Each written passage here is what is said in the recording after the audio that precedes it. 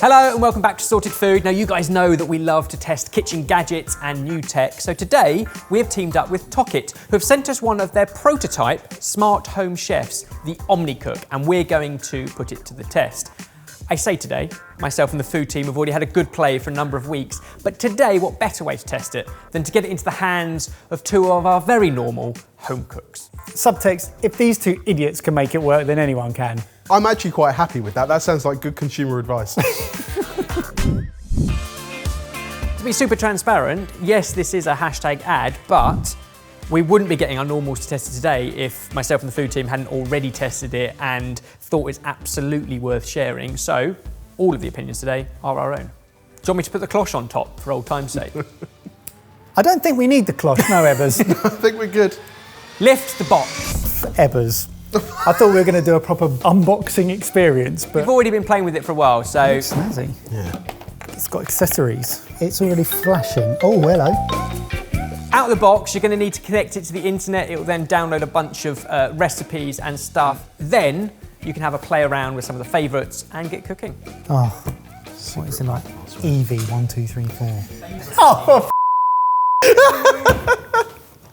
right. It is. It's Evie Finn. That's his actual. Well, I'm going to change that now, aren't I? So this doesn't just cook things. It also provides you the recipe with how to cook them. I thought, why don't you use the machine to make hollandaise, as per their method, all preset. And if that works, then maybe we can put it to the test with some of our own.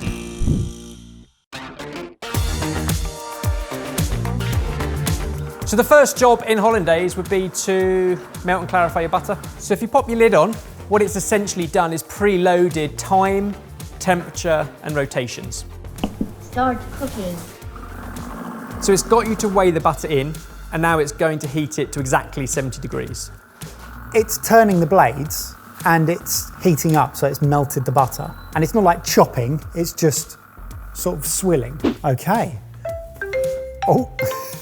In case you've wandered off, it lets you know. We have melted butter. Pour the melted butter in a bowl and clean the main part. Install the whisk in the main part and add 50-gram water. I got so excited. I'm so sorry. It's not idiot-proof enough. Send the feedback. 50 grams is not a lot of water, so do it slowly. Turns out it's not. Add 3 egg yolks and 5-gram lemon juice. Oh, 5 grams. Add 1 teaspoon of ground black pepper and 1 teaspoon salt. Heat the materials at 2 minutes, 70 degrees centigrade Rev 4. Start cooking. So that's now going to do the same as your sabayon. Whisking over a bain-marie of hot water. You don't usually put water into the egg mix though, do you? The egg yolk mix. You can do it and it will give you a slightly more stable. Stable, yeah. But you then need to be very controlled in its temperature, which it's doing for you because it's taking it to 70 degrees. You press go and then... Press go and then very slowly dribble it. Right. Step 7 out of 8, done. I like it when step 8 is eat You're it. done. Yeah. Okay. Oh, a moment of truth, mate. Let's see. Oh, that's pretty good, isn't it? Straight out the box, no tutorial, plug and play, hollandaise. What do you think? I think it's really nice. It's really good. Yeah. I'm try more some interested in of the that. consistency than I am the taste. It makes hollandaise sauce pretty idiot-proof. Much better than you make hollandaise Yeah. sauce. Well, that's not hard, is it? First impressions.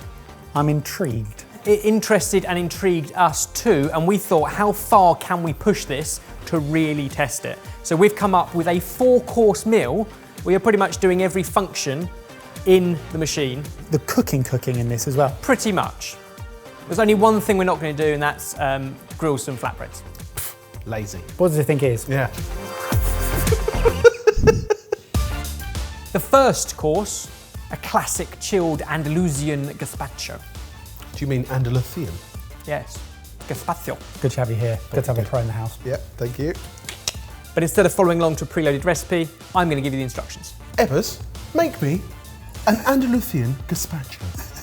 So you're going to throw all your ingredients in, roughly chopped and de-seeded. That's tomatoes, torn up bread, peppers, red onion, you can add the sherry vinegar in, and 200 ml of olive oil, garlic and cucumber.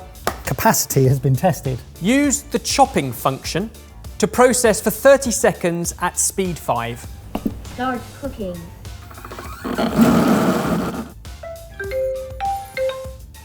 I can confirm that that is all blended up. It's done some blending. So having now roughly chopped it, we'd like you to leave it in the machine for 10 minutes at half rotation so that it can just get to know each other as flavours. How do you know what to set it on? There are over 1,000 recipes preloaded, you don't need to. If you want to start adjusting it, then use your own knowledge. Now, Done. blend it on maximum speed for 2 minutes to go nice and smooth.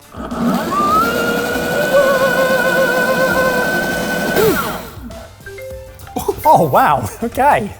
If you can pour out 2 glasses and then the rest just into the jug for later. Cheers. God, that smells good. Oh, I do love a gazpacho. Summer salad in a glass. It's absolutely delicious. Course 1, pretty simple. It weighs stuff, it chops stuff, it stirs stuff for maceration, and it will blend smooth. Fancy the next course? Having been to Spain for gazpacho, we're now going to Italy for some meatballs, tomato sauce, and polenta. Ideal main course, but we're going to serve small portions as a little starter appetizer thing. You could just serve big portions as a starter appetizer, couldn't you, Ed? Ebbers, I assume we're using the mincing function then. Don't assume anything. Ebbers, mince. Begin by adding into the TOKIT jug onion, garlic, parmesan, handful of herbs, and bread. Chop on full rotation for 25 seconds. Oh, that smells exceptional, and it's in my eyes. I'll I'm put some- smelling it with my eyes. I put some garlic in there. Now you can take all that flavour and put it into a small bowl. Then add into the jug beef, pork belly, pancetta, 2 egg yolks, and a teaspoon of each. Fennel, salt, pepper, and oregano. Lid back on and mince it together for 45 seconds.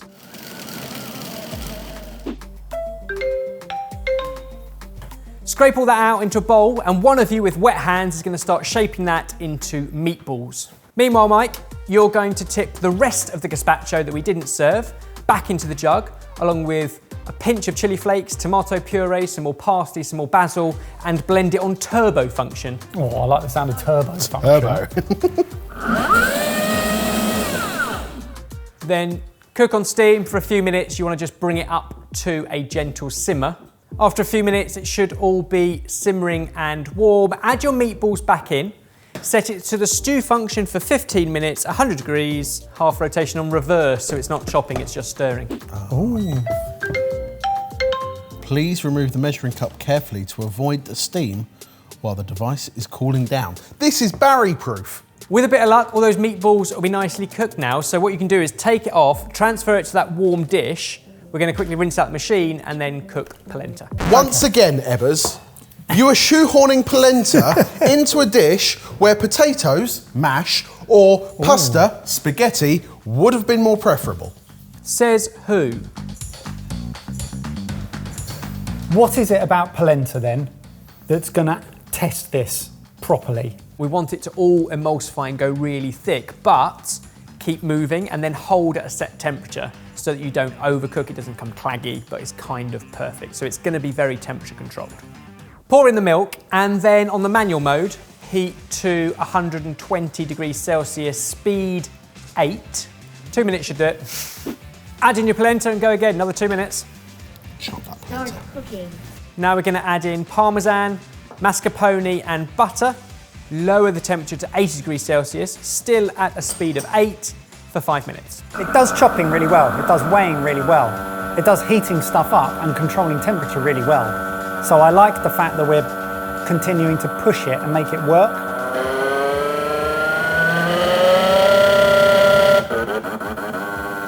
I love that Here, bit. wait for the drop. You know Batman's motorbike? Yeah. When it goes around the corner and the tyres And the fold wheels- back on yeah, the wheels go around that's what sideways. it sounds like. Yeah, And then it goes along.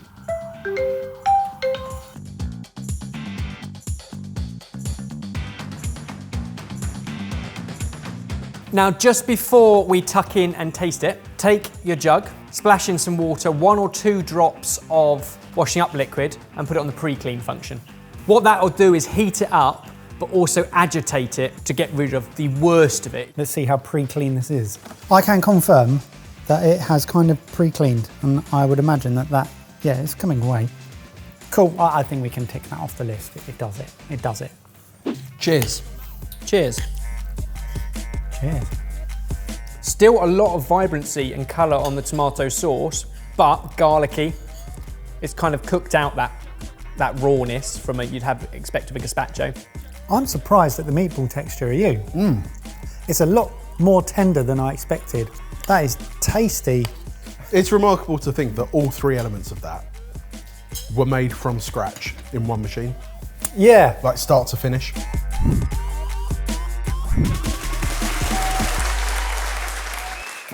Dish number 3 is quite a feast. Now, the thing is, when we do these kitchen gadget testing, we often have a couple of machines on the go because a lot of things take time. Because this is just a prototype and we've only got one, we thought let's push it to the extreme yesterday and do lots of prep. So what myself and the food team have done is cook up an Indian feast.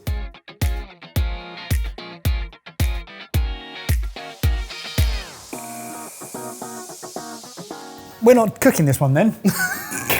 It would have. Would it? Oh, would it? It would have. It would have and did take many, many hours to create this, but we wanted to do a meal and a feast that tapped into many of the functions of the machine. So we began by blitzing up a spiced yogurt marinade and putting it over the lamb. Then for the sauce itself, we used the turbo function to blend the spices, combine that into a paste with onion, garlic, ginger, chili, before frying off in oil in the machine. Then the meat went back in and we stewed it for 3 hours at 80 degrees Celsius with a very slow turn. That's what you're left with. It smells incredible. It all smells great. It all smells great. Okay, rice, talk to us. So you heat the ghee with cumin and bay leaf and salt and a little bit of saffron. Then in with twice as much liquid as rice. We heated that up quickly to just simmering using the steaming function, and then we stewed it at 90 degrees Celsius for 10 minutes. Then took it off and left it in residual heat, perfect fluffy rice. The yogurt we made in the machine's yogurt function. Milk, and you can either add in live culture or just a couple of tablespoons of live yogurt and it will turn the entire batch into yogurt. It takes 8 hours. It holds it at the perfect temperature for those cultures to do their thing that turns milk into yogurt. Then we realised it had a kneading function, so we thought let's make some bread. We added flour and all of the ingredients for the bread, weighed into the machine, and then we kneaded it. So the blade rotates in opposite directions to knead the dough. And then we thought we could just roll them out and cook them, or we could fill them with a spiced potato filling.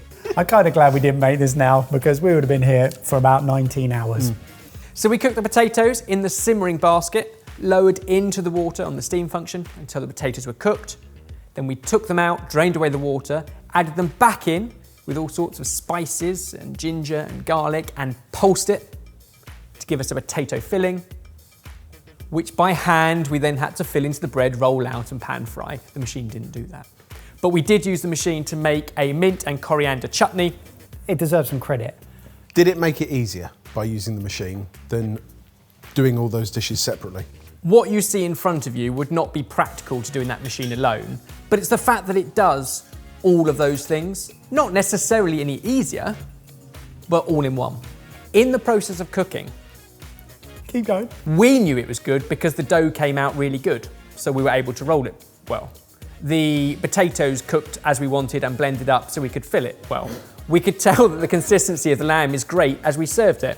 I don't think there's anything here you're going to taste different because that's up to the spice blends and the machine does not come with spices. Are we Cheers. ready to eat, are we? Oh, good. Yeah, cheers. And there's one more course after. Slow cook function definitely works because that lamb is tender. That is like butter.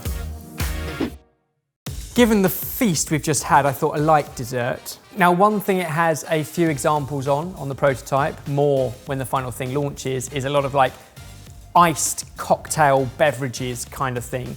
We're going to try like a shaved ice dessert by putting ice, frozen berries, the juice of a lime, handful of fresh mint, honey in there, ice function, 30 seconds. Go. Spoon them into the glasses, and if you want a little splash of alcohol, right at the end. I'll have a little limoncello on mine. I thought he was an idiot for going rum. I'm going to have limoncello too. Oh, I see. Rum's fine. Right, Jamie's got the daiquiri affair. You wanted limoncello, Ebbers? Yes, please. Little drizz. Drizz, you wanted limoncello too? Yeah. Enjoy that limoncello. I will. With a little bit of shaved ice. It's nothing but booze in this. Big portions, big booze. You're welcome, boys. Now, like with all these things, we can't test everything. It's also got a sous vide function. So it can hold it at a very, very perfect temperature. And you put your stuff in bags in and it will just hold it perfectly. So if you enjoy cooking at home and want a sous vide machine, that's kind of it. What do you think?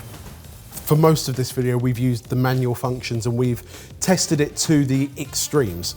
But the fact that it's got hundreds of recipes already programmed into it means that you've got an instant safety net, that you can approach this with no skills, no other equipment necessary, and you can cook things that you wouldn't usually think of tackling at home. What it does is be a blender, and all those sort of 11 different functions, it's demonstrated itself to do all of those things well, so that I wouldn't actually have to buy a whole load of additional kit.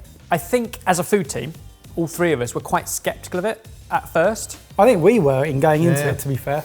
And having played with it for a couple of weeks, we all would absolutely take it home and make great use of it. We kind of said it becomes the awesome sous chef. How much does it cost to back it? Bearing in mind it's a Kickstarter and it is a campaign that is still live, the price is $699, which is about 500 UK sterling pounds.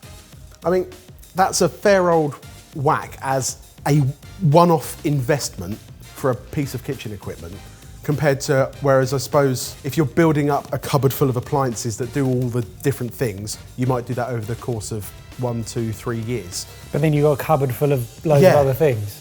I think it's really cool. I think it's a really smart bit of kit. Well, you've heard enough of our opinions. You've seen us test it on a whole bunch of things. Let us know in the comments down below, what do you think? And if it piqued your interest, you can always check out more over on TOKIT's Kickstarter page. The link is in the description box below. That's why this video is going to be called A Chef Tests, because he's testing this through us and we don't get a choice on what we cook, which is why we got polenta. You're just my puppets. Be glad I'm pulling strings. Not What else what? would you be pulling? As opposed to glove puppets, I suppose. Right. Oh, cool. Move on. Oh, look, What it's we washed doing? up. Oh, good.